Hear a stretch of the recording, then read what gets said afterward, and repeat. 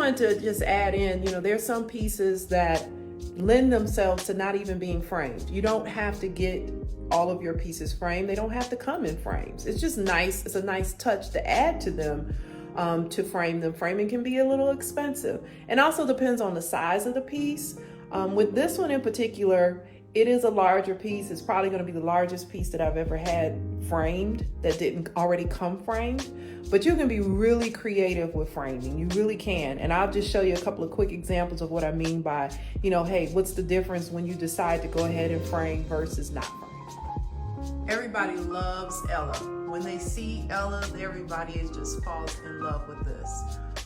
This piece is not framed. It did not come framed, and I've decided not to have it framed. Now, will I do it down the line? Maybe. But for this particular piece, I decided not to frame this, particularly because of the size. I knew it was going to be pretty expensive, but that one is not framed. Obviously. Some pieces over here, they came framed. The artist already had them framed. Of course, framing can make the piece a little bit more expensive when you're buying it, from the get-go. But these pieces came framed already. You can also change them out if you want to, have a different frame, but just know that more than likely you're going to pay more for the piece with the frame as opposed to not in the frame.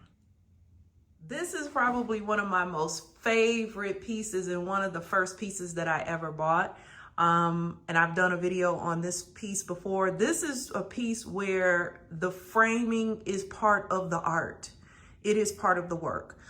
This is a piece, it's called Crying Eyes. It's by Robert Johnson, a Chicago artist, where he takes windows from properties that have been demolished, and he paints onto the actual window. So the frame for this piece is also a part of the art and the creativity. I hung it from the ceiling, which is a little bit different. And we'll talk about that too, in terms of, being creative with how you hang your art.